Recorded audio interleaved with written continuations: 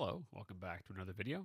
Today we're going to take a look at the new comic books I picked up for New Comic Book Day, March 26th. And it was a pretty big week, actually. A couple big releases. We'll start off with like the biggest one. Get that out of the way, I guess. So Batman, Hush 2. So this is the Batman issue 158. It's the beginning for the Hush sequel. They reunited the gang from Hush. You know, Jeff Loeb, Jim Lee, Scott Williams, Alex Sinclair. Everyone's here, and essentially, if you like Hush, then there's art here that you're going to enjoy. What this feels like to me is there's not a lot here, to be honest with you. There's nothing necessarily inherently wrong with what's here. It's just there's I guess it's what's not here that is what I'm missing. The art is fine. It's great examples of Jim Lee interior art. But the story so far it just feels very the way I was describing it to a friend was when you're watching like a movie trailer and you get those like quick cut pieces of action and then you get like a freeze frame with like a whoosh sound, and then like an actor's name popped up or a character name pops up. That's what this feels like. It's just like Joker. Joker appears. There's Nightwing, Batgirl. There's a lot of cameo appearances of characters in this book, but as far as substance, it all feels very, very familiar. Now, when you're saying it feels very familiar and you're comparing it to a great story like Hush, it almost how do I want to say this? So like, it feels familiar, but it doesn't feel different enough. Is what I'm saying. So. We'll see. We'll see. I'll keep reading it. I think it's I enjoy seeing the Jim Lee interior art. I just don't know that so far Jeff Loeb has a lot to say in the story. But that could just be it could be deliberate for this issue. It could just be this is a setup. This is to see to kind of reintroduce the world of Hush. Great to see it, but I need to see more, and I want to see more, and we'll see where that goes. Now, what I'm going to follow this up with a very similar reaction to a series that I have is Wolverine Revenge. This is Wolverine Revenge number 5. So this is Jonathan Hickman. Art is Greg Capullo. We've talked about this before. I love Greg Capullo's art, but I have not loved this series. I feel like the series is what I guess what it needed to be, but what it needed to be still wasn't very interesting, I guess is what it's Wolverine on a revenge tour. It's Wolverine, fighting a bunch, but it's still, to me, as a fan of Greg's work, I don't feel like it's the strongest use of his skills. There's still some beautiful art. There's the things that I love about his art, his the anatomy, his camera angles, how he tells a story. That's all here, and I enjoy it. It's just I don't know that he was able to stretch his legs enough to keep it super super interesting. Now I bought both. I bought the red band edition and the regular edition. And the red band edition, there are 2 splash pages of just extra gratuitous violence, which I'm willing to pay to see those because it's the art that kept me reading this series. It's the art that interests me, so I want to see as much of the art as I possibly can. And I like just seeing both versions just to see what differences there are, just because it's fun. Marvel marketing, you got me there. Now, I wouldn't do this otherwise if it wasn't, Greg Capullo. I wouldn't kind of be in on getting both editions of a book, but it's Capullo, so I'm okay with it. Now, I feel like it's a fitting wrap up to this story. So it's yeah, it is what it is. It's not terrible. It's not great. But it's another, it was a dose of Capullo art, and I like that. So we'll see. Now, will I buy this in trade format? I mean, I don't know. If I see it for cheap, I probably would pick it up. So let's do this one. Image Comics, The Seasons, number 3. This is Rick Remender and Paul Azaceta. All right, so this series I'm still interested in. I still think that it's a very fun, quirky, unique story. It's the Season Sisters. There's a creepy circus that is in town that is the one sister has been investigating, has warned her other sisters to not engage with this circus, to kind of get out of town. One of the sisters, the youngest sister, is wants to steer clear of them. The others don't necessarily believe that this is for real, that this is any threat to them. So it's kind of like sibling rivalries. Uh, you know, eh, but it's intriguing, hard to put into words, but I'm engaged. I think it's an interesting book. I enjoy reading it every month. We'll see where it goes. I don't where it goes from here before I can fully recommend it. Based on the first issue alone, I would say yes, I would recommend it. After the second and third issues, I don't know. I mean, it might not be for everyone. But we'll see. We'll see where it goes, and I'll keep reading it, and then I will let you know. So next up, we have, this one is super cool. This is a it's a one shot from Oni Press. It's called Free for All. It's Patrick Horvath who did the Beneath the Trees That Nobody Sees, and this is a book that he had kind of like in the can. Like I guess I read in the letters or in the back of the book they talked about how this was a book he did like 5 years ago, but had everything kind of like pretty much ready to go. Released it as a one shot, and then this one is super cool. I don't know. The page one was like, I don't know that I could have gotten behind the concept faster than I did with the page one reveal. The concept is set in a world where the billionaires have to, in order to keep all of their funds, they could enter a lottery, and if you get picked, you could either donate half of your wealth back to the people, or you could defend all of your wealth in a gladiatorial style Mortal Kombat to the death fight. And I was like, well, okay. So definitely speaks to the issues of income inequality, and without getting too political, like, I think there are people that have amassed so much wealth that it should be required to kind of give back, pay taxes, whatever it is. That there's we are getting to the point where a lot of only a handful of people are obtaining a lot of money and power, and that's a dangerous thing. And not that I'm saying they should have to fight in a Coliseum type gladiatorial fight, but I very much enjoyed this book. I think it it didn't need to be more than a one shot. I got the concept across. It got the story across. It's very interesting. There's some like kind of dark humor in here, which I enjoy. Some of the dialogue I just find really entertaining and funny. And it's a fun read for, like, what is it, $7.99. It was like 50 some pages of story, and I enjoyed it. I thought this was I'm glad I picked it up, and I would recommend it. Unless you're like super pro billionaires, then you just don't want to see them have to cough up any money, and then maybe that's not the book for you. But all right, so Falling in Love on the Path to Hell, number 7. This book, again, this is another one that continues to impress me. I continue to enjoy reading it. It's a bit uneven at times, but what we get here is more of the world building. That we're still 7 issues in, and we're still kind of discovering what's going on, and I enjoy that. I like where this is going.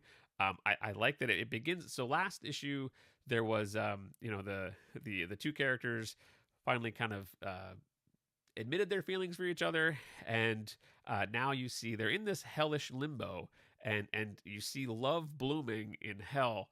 And then there's this area that this issue kicks off with. There was an area that was once kind of barren, and now there's flowers everywhere. So it's love is existing in this hellish limbo. They're on an island, so what effects does it have on this island that they're on? It's to be seen. But yeah, this again, you learn more about the place where they are, and I mean, I just, without giving too much away, without saying too much, the art is great. I really enjoy the style. I don't know if I said Gary Dugan, Gary Brown combo, and yeah, I really enjoy this book. So yeah, I don't know what there's like I don't want to say too much about some things. And maybe once there's more, maybe like a second trade, once those are out, maybe we could talk about it more. But as it stands now, I'm thoroughly enjoying that one. So, but I will say, like I said, so there are some parts that are uneven where some people might kind of just say, all right, never mind, I'm gonna bow out. But if you stick with it, it's worth it. I've been very much enjoying it. So next up, we'll do the Mummy issue 1, the Universal Monsters Mummy from Image Skybound. All right, this is written and drawn by Faith Aaron Hicks, and I gotta be honest up front, I'm a little underwhelmed with this one. Not terrible. I mean, the art style is, I think, going to turn some people off. It's very like a very cartoony style. Not bad for what it is. I mean, I can appreciate the art here, but it's the Mummy is a tough one for me to get super engaged with, because there's always that connection. So the Mummy is more of a romantic kind of movie, because if there's always that connection of the mummy, and then when he casts his spell over the women that are ancestors of his bride. I think that's what's going on here, because you see the mummy awakens, and I haven't watched the original Mummy movie in a long time, so I can't remember. This might be the character of Helen. I don't remember for certain if that's the character that's in the movie, so it could be a case of another this kind of weaving itself between the plot of the original film. So that's my fault for not double checking that. I suspect when I was reading it, that's what I was suspecting. I assumed that's what it was, because this Dracula and Frankenstein were both that way. So I'm guessing what that is here. It's just I don't know that there is enough here beyond what was in the movie that I am super intrigued by. So we'll see. I'll keep reading it just because I'm interested in it. But I gotta say, not as immediately hooked as I was when I read Dracula, and especially not as hooked as I was when I read Frankenstein. So, all right. So last new issue we have is a new #1 from Image Comics. It's We're Taking Everyone Down with Us. It's Matthew Rosenberg, and the writing and the art is Stefano Landini. And yeah, I like this series. So the premise is you start off with the young girl who's out playing in the woods with these androids. They're kind of like her android babysitters, because her father is this scientist who's in a lab. He's very engaged in his work, doesn't have time for his daughter, and his daughter kind of resents that. So she tries to try to gets her father's attention, wants to play hide and seek with him. And he starts off, he's like, look, my work is so serious, like you can't be bothering me with such silly things as games, and he kind of comes across as very harsh towards his daughter. But there's a softening there. He realizes that his lab assistant's kind of like, hey dude, like, come on, what are you doing? And there is a softening there. He tries to ease up a little bit. He wants to play hide and seek. His daughter discovers something very like a deep, dark secret that's lurking in the basement of this place, and then a series of events kicks off from there. And there is some heart. There's that family dynamic of the daughter and the father. There's a kind of an espionage intrigue thriller going on. So there's some action, there's some science fiction with like the robots and the androids, and so far it's a great combination. It's an oversized issue, and it takes some time to kind of to introduce yourself to the world. But I like that they do that. I like that it takes time to kind of establish the relationship between the father and the daughter, and it takes some investing in some real estate as far as pages go to get to that point where you're invested in the story. And I thought it was an effective way to convey what is going on through this little girl's mind, what's going on in the father's mind. I like it. I like where this is going. I don't want to give away too much with the. Maybe we'll talk about it in the second issue when I read that, because I will pick up the second issue. But something happens towards the end of this book, and that's the real launching point for the series, I think. So we'll talk about that next month. Give some other people a chance to read this one, should you desire to read it, and I think you should. It's pretty good. And all right, so. Let's see. Let's talk about. I talked about it a little bit ago, but Frankenstein. So the hardcover collection came out this week, and I picked this one up. And I'd like to talk about the series as a whole, but I'll just do a quick one. When especially because it comparing it to the Mummy that just came out, when I started reading Frankenstein, it immediately had an interesting angle to approach the subject matter of weaving itself in between the plot of the original film. It has it kind of answers the question of where did the body parts come from. You saw in the movie where the brain, you saw them obtaining the brain, but this actually goes into detail and gives you a history of who the people were that provided these body parts. The character that's introduced in this book is a little boy who is the son of the I was say he's like the son of the hands of Frankenstein, the Frankenstein's monster. So yeah, so his father passes away. They take his body, they take his hands, and use those hands as part of Frankenstein's monster. And so this boy has this kind of weird connection to the monster, and yeah, it goes from there. And yeah, I really like this one. I really enjoy the art in this. At one point, maybe we'll talk about maybe all the Frankenstein, Dracula, the Mummy if I continue reading that one, and then compare and contrast them. But yeah, for the time being, that is out. I would recommend it. It's not perfect, definitely not a perfect story, but I like the angle in which they approached it, and yeah, it's a worthwhile read for sure. All right, so. Some variant covers that I picked up this week. There's the regular edition of Wolverine that I talked about, Wolverine Revenge #5, and then Batman Hush got me. Like the Virgin edition of this one with the blue background, I like that. It has like a gatefold, like a trifold cover. They threw like every gimmick at us with this book, and they got me with a couple of them for sure. But all right, so there's that one. There is this one. It's a Sean Gordon Murphy foil cover. So the story with this one is when the solicits came out, I saw a Sean Murphy variant. I added it to my pull list. Didn't really my fault. I didn't really check like anything beyond that. I don't remember what price was there, but the cover price on this is $25. I didn't pay $25 because the shop owner didn't realize it either, and we whatever. He's a cool guy. We whatever. I didn't pay $25. I don't know that I would recommend anyone paying $25, but it is a cool cover. I mean, it's got Sean Murphy, you've got Superman, all the the characters of Hush in there. It's a gatefold cover, which is pretty cool. So yeah, I'm glad that I bought it, but if I had known that it was $25, I would have been like, no way, I'm not supporting that. But since it came in and he had it, I was like, all right, yeah, that's my bad. But anyway, so the other two things I have are this one last variant was this one, which is, I guess it was a launch night variant. It's embossed on it. And what I like about this one, I talked about all the gimmicks that they threw at us. It's a glow in the dark cover. It's got the trade dress, the Batman Hush 2 logo there, and then there's bats embossed all in the bottom here. And I don't know, I just thought that was pretty cool. That was a clean looking book.